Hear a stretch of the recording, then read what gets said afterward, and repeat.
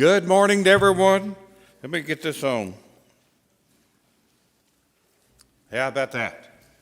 That's good. Boy, great. There's Alton and Peggy, 51 years. Isn't that a great celebration? I just want to make mention, particularly for Barron and Macy back here, going to get married next month, and 51 years. How about that? Isn't that a great example that we have those who make that commitment and continue with that, because the world doesn't seem to make that commitment so much anymore. But God's way is the best way, and it is true. And so it is that just so excited about that. I was trying to think when I first knew Alton and Peggy, and it probably 50 years ago anyway, that I think y'all were married whenever I first came up to Atlanta, but as a teenager there. But it's been a while, been a long while. Good people, good people. We're in the book of Romans chapter 8. Turn to Romans chapter 8. We're going through, and we're almost through Romans chapter 8. But as we talk about the Roman road, going through the book of Romans, reading the gospel of Christ. And the book of Romans is so good about as a book. If you want to know what it means to be a Christian, you read the book of Romans. If you want to know what it means to live the Christian life, what you must do to become a Christian, read the book of Romans. It's so good in this. In the book of Romans, we know that there are 4 divisions in the book of Romans, and we studied the wrath of God, Romans chapter 1, 2, and 3, and it is in that Romans chapter 1 talks about the Gentiles, those without God. The Gentiles were without the law, but they are without excuse also. In the wrath of God, Romans chapter 1, it plainly stated that the Gentiles, even though they didn't have the law of Moses, but they were without excuse of turning their backs on God. And so Romans chapter 1, the Gentiles are guilty. And you could just hear the Jews saying, yeah, we always knew those heathens over there were guilty. But then Romans chapter 2 comes along and it says the Jews are guilty also. And so the Gentiles are guilty. Romans chapter 2, the Jews are guilty and suffering the wrath of God. In fact, Romans chapter 3 says everyone is guilty. If we were standing before a judge and we're presenting our case, the judge would have an easy time, because he'd just look down at each one of us and he'd say, guilty, guilty, guilty, guilty, guilty, guilty, guilty. Every one of us. Romans 3 verse 10 says, there is none righteous, no, not one.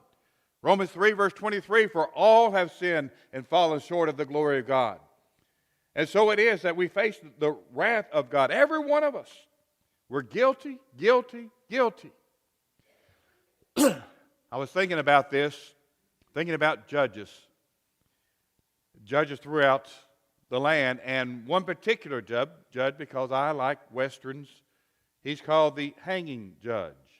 He was in northwest Arkansas, around Fort Smith. His name was Judge Isaac Parker, and if you've seen many Western shows, you may have seen him in this. He was a federal judge for 21 years. His first case came up, and it was trying 8 men. They were all guilty. Guilty, guilty, guilty, guilty, guilty, guilty. 6 of them faced hanging on the same day. It made national news, as far as national news was there. 6 hangings in one day, and from there on he was called the hanging judge. People came as far away as St. Louis and Kansas City.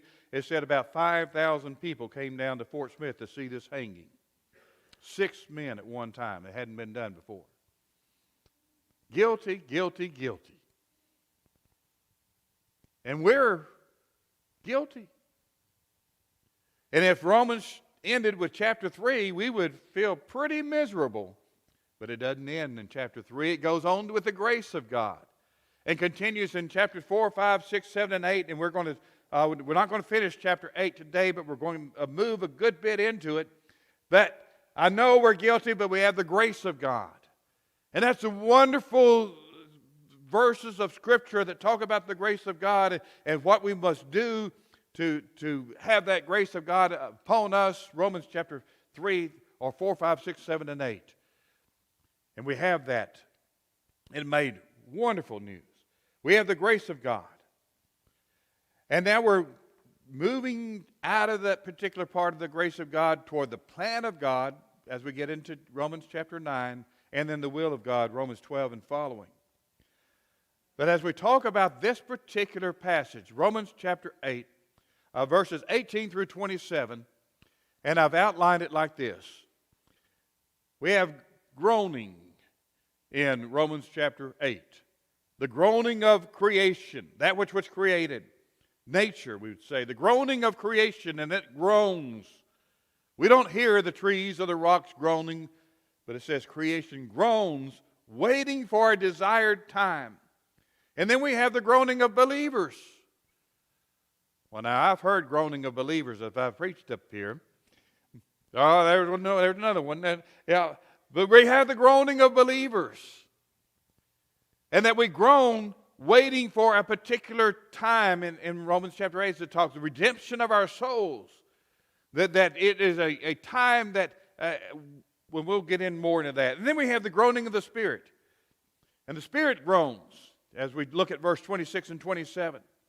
And so we have the groaning of creation, the groaning of believers, and the groaning of the Spirit. The three groans in Romans chapter 8, 18 through 27. And so we have this, but if you look at Romans 18 through 27, not only do we have groanings, but we have glory. And so we move from groaning. So I've entitled this particular lesson, From Groaning to Glory. Our life doesn't end with groaning. We may have groaning during this time, but we have glory awaiting us. Isn't that wonderful? We talk first about the groaning of creation. In this world and what the world is made of, and even those who are not Christians recognize the groaning of creation. And you would say, well, what do you mean about that? Well, if you look at Time magazine in 1989, they said the planet of the year is Earth. Wow. You see, they recognize the groaning of the creation. The planet of the year is Earth, and they put this in particular because of all the pollution that was happening in the world today, at 1989, and what the planet Earth was suffering through with man's pollution. And we do have that problem. But we've got a greater problem, and that's man's sinfulness, pollution of the soul instead of pollution of the earth. But the earth and all that, even Time magazine recognized what the world is going through, or creation is going through, as we talk about the groaning. When we look at creation, in the book of Genesis, we have the beginning. In the beginning, God created the heavens and the earth. And He created all of His creation, and after each day, if you would look through each day, it ends with, and it was good. He made the sun and stars, and it was good. He made separated light and darkness. It was good. Made man, and it was good. In verse 31, it says, and it was very good as God looked upon His creation. And so it began as God had a start for creation and a purpose for creation. And that creation was very good. In fact, it says in Psalm 96, verse 11, let the heavens rejoice, let the earth be glad. How can heavens rejoice and earth be glad? He talks about nature in that. You don't see the earth with a big smile. You see the man and the moon, and you can make out a man, but we don't see the earth with a big smile. Let the earth be glad, the sea roar, the fullness thereof. He's just talking about the joyfulness of creation, even creation. If creation is going to be glad, and if creation is going to be joyful, shouldn't mankind even more so? Because God made the stars, and the stars are beautiful to look out upon a good, beautiful starry night, and is up there in all their glory. But the stars don't have a soul. The stars aren't going to live forever. And you see after the rain that we've had, you see a rainbow in the sky. And it's a beautiful thing. And it reminds us of God's promise to mankind.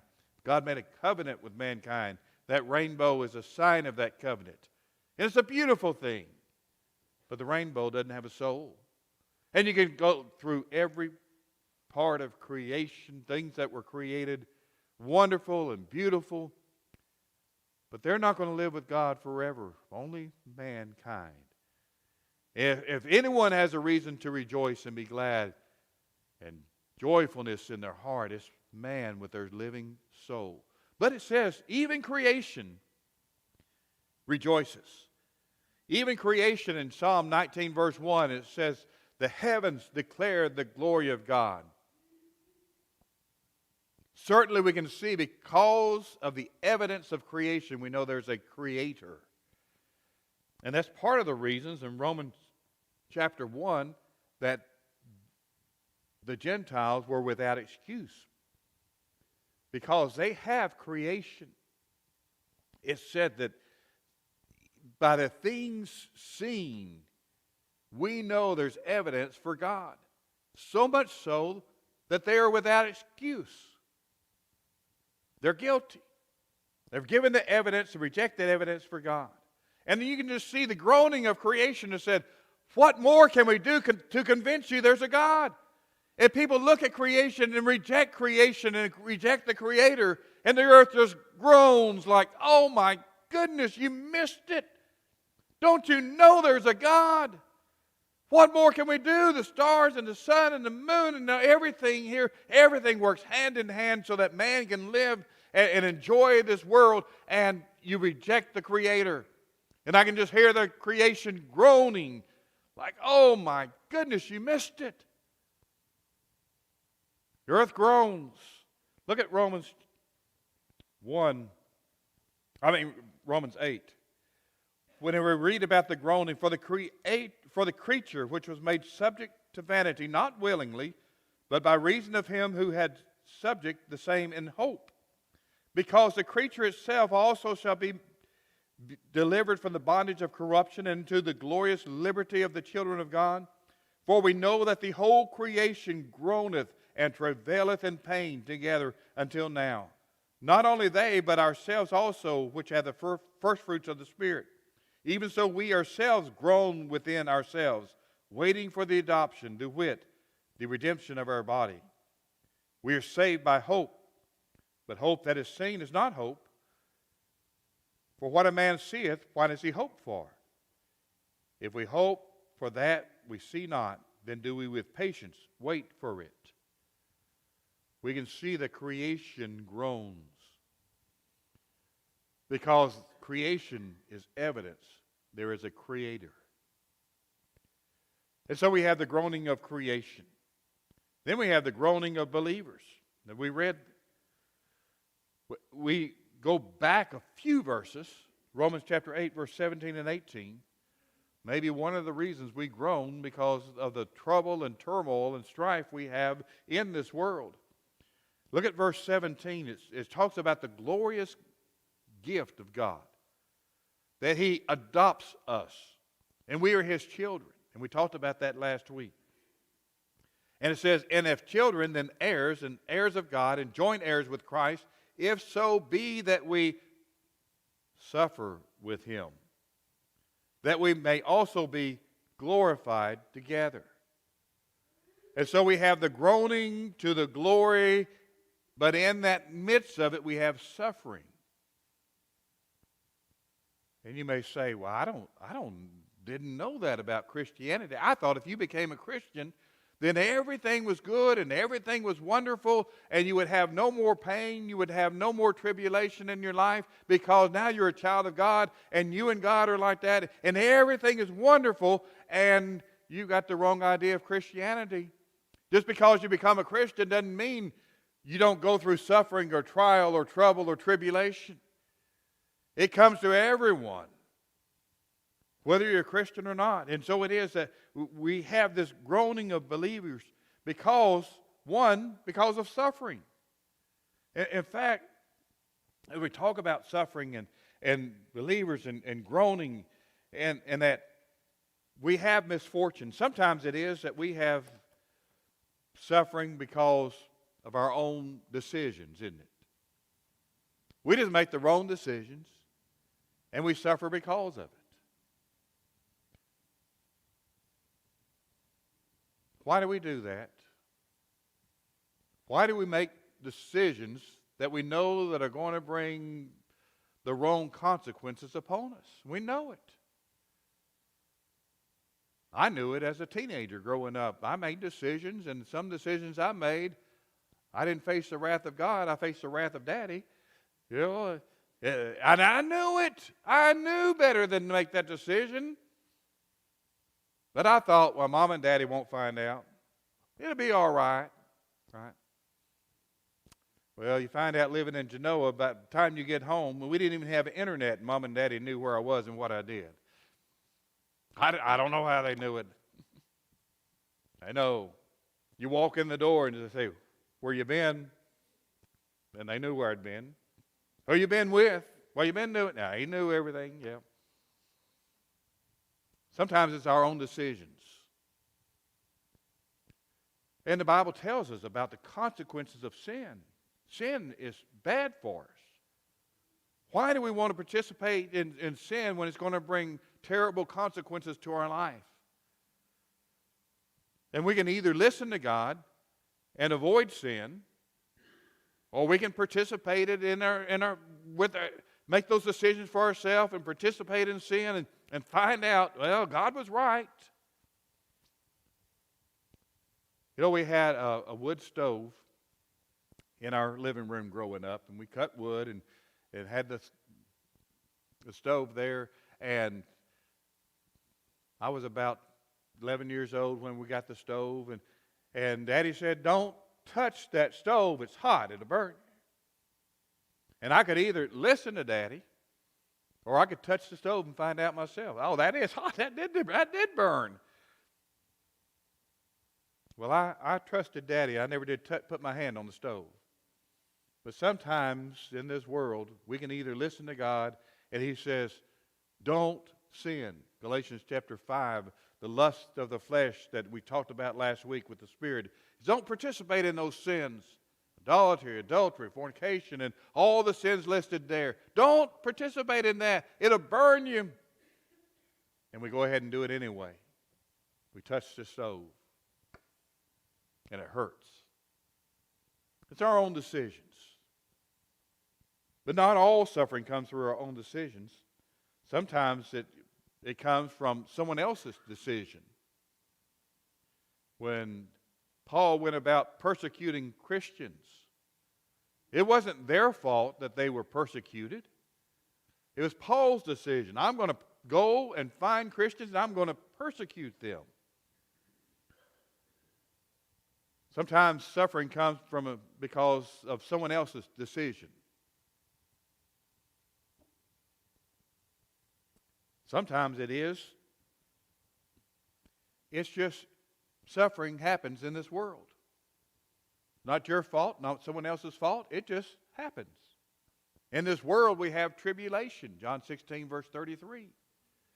We live in a world of trouble and trial and tribulation. It's just the way of this world. This is not heaven. It just happens. We read over in Turkey that we had this great earthquake and people have lost their lives. It's not their fault. It's not someone else's fault. That trouble and prayers going over for them, that's the world. The world has earthquakes, tornadoes, floods. The world has tribulation, and we face that. But we know that we'll have suffering in this world till glory comes. And so it is that we have this, and Paul knew suffering. In 2 Corinthians chapter 11, we read about Paul, and Paul lists some of his suffering as a Christian. He said, of the Jews, 5 times I received stripes. Now that's because of someone else's decision that he suffered. They beat him 5 times. 3 times I was beaten with rods. Once I was stoned. 3 times I suffered shipwreck. Now that may be someone else's fault. Maybe the captain of the ship, or maybe it's just a storm that came up. But 3 times he suffered shipwreck. A night and a day I've been in the deep. And journeyings often. And perils of water. And perils of robbers. And perils of my own countrymen. And perils of the heathen. Perils of the city. And perils of the wilderness. And perils of false brethren. Paul knew suffering. He knew that weariness, the groaning of this world. I can just imagine as Paul is suffering these times of suffering, and the time Paul and Silas were in jail, they sang. I don't know what song they sang. I don't think it was a woe is me song. I think it was a song giving glory to God. Longing for the time when the suffering of this world will be over. We're promised a time of no more tears. God shall wipe away every tear from their eye. There'll be no more pain. No more death, he would say. There's a time, and we groan till we reach that time for the land of no more. The groaning of believers. But it's not a groaning without hope, because we read about hope. For I reckon that the sufferings of this present time are not worthy to be compared with the glory that shall be revealed in us. For that earnest expectation of the creature awaited for the manifestation of the sons of God. For the creature was made subject to vanity, not willingly, but by reason of him who hath subject the same in hope. And he goes on to talk about hope in verse 24 and following. We have hope. In the book of Thessalonians, they evidently had this question come up. What about those who passed away before, and Jesus hadn't come again? Have they missed the resurrection? And Paul said, no. They're just asleep. Uses that word for death. They died.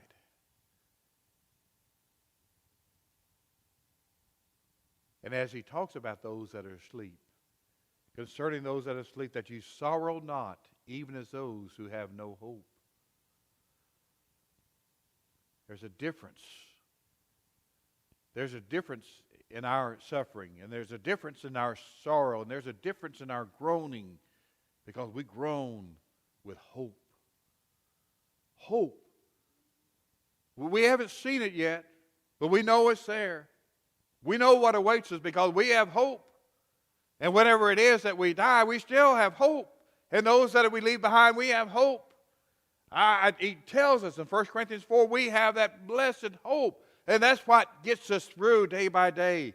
And we groan with hope when he said in 1 Corinthians 2, verse 9, eye has not seen nor ear heard, neither has entered into the heart of man the things that God has prepared for them. Oh, do you love God? He loves you. I don't know. I've tried to describe heaven in beautiful ways and wonderful words, but I fail.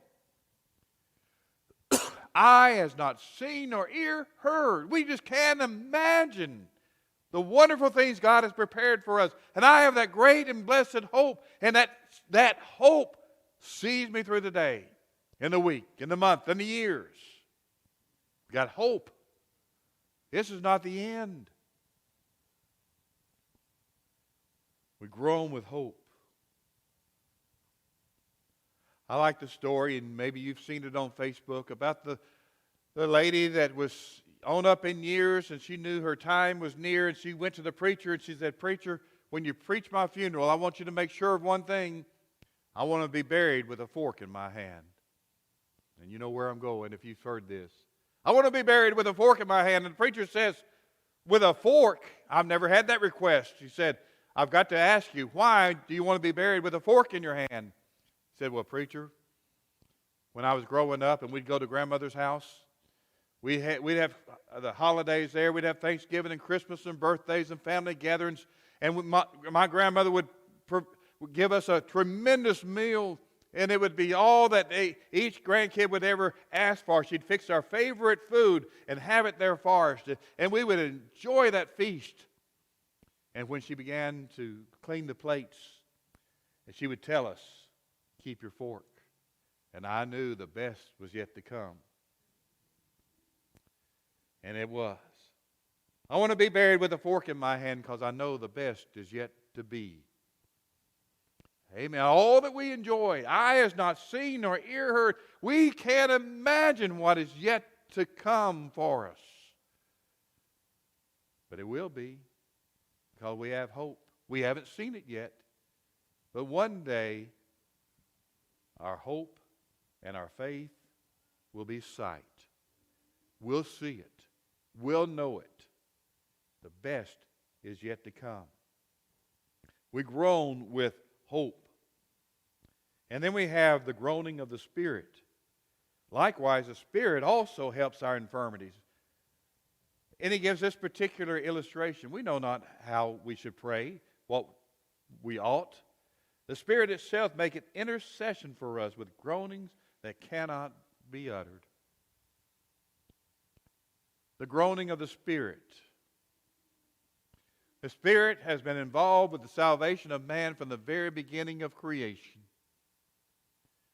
The Spirit has been involved in several things, particularly in John chapter 16, John chapter 14, 15, 16, 17. When we went through the book of John, we talked about that Jesus leaving this earth, but leaving a comforter. The Spirit, verse 8 in John 16 in particular, convicts the world of sin. The Spirit was involved in creation. The Spirit here in particular, he says, involved in conviction. That the Spirit convicts us of sin. And so it is that the Spirit would just groan whenever he would have this evidence that you should become a Christian and you reject it. The Spirit would just groan. He said, what more can I do? If only they knew what was waiting for them. If only they knew the best was yet to come. If only they knew what was prepared in heaven. Oh, they would obey. But the Spirit groans. He's our helper, comforter, are words that are used for the Spirit. The Spirit convicts the world of sin. The groaning with the Spirit also, it says in verse, as we were sealed with the Spirit of promise. This word is used like if you buy a house and you put the down payment. You make that earnest money. You pay that. That's a promise of, I'm going to buy this and pay for that. The Spirit is our earnest money for eternity. Sealed with the Spirit. That connects authority. As a king would put his seal upon an envelope to say, this is from the king. It also, as it represents authority, but it represents ownership also. Whose we are. We are sealed with the Spirit. Our down payment of eternity, in fact, our earnest of our inheritance until the redemption of our purchased possession. Our sign of the commitment from God to us. And the Spirit would just groan and say, oh, if I could just help someone else. He says in Romans chapter 8:11, not only is the Spirit our inheritance, our earnest of inheritance, but He's also the power that raises us up from the grave. As it says, as the Spirit raised up Jesus from the grave, that's the power that's going to raise us up from the grave. We see how the Spirit is involved in our lives from creation until for all eternity. And He's groaning. I can just hear creation, believers, Spirit, Whenever it is that we don't live the way that we ought, and they would say, oh, because of suffering, trials, temptations. It's tough. Tough in this world. We're not promised everything will be wonderful and beautiful when you become a Christian. No, in fact, Jesus promised in John 16, verse 33, in this world you shall have tribulation, but be of good cheer. I have overcome the world. There's something better waiting for us. But in the meantime, we groan. Everything doesn't turn out all right. We have misfortunes. We have troubles. We have trials. And Paul recognizes this. And so in the midst of the grace of God, we have that promised hope. We have our groanings, but we have our glory to come. We groan awaiting the best is yet to come. So that's Romans chapter 8.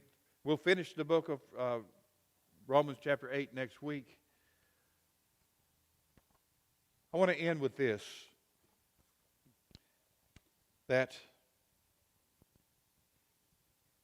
in 1941, Sir Winston Churchill made a speech, went back to his old school where he went to school, the boys there.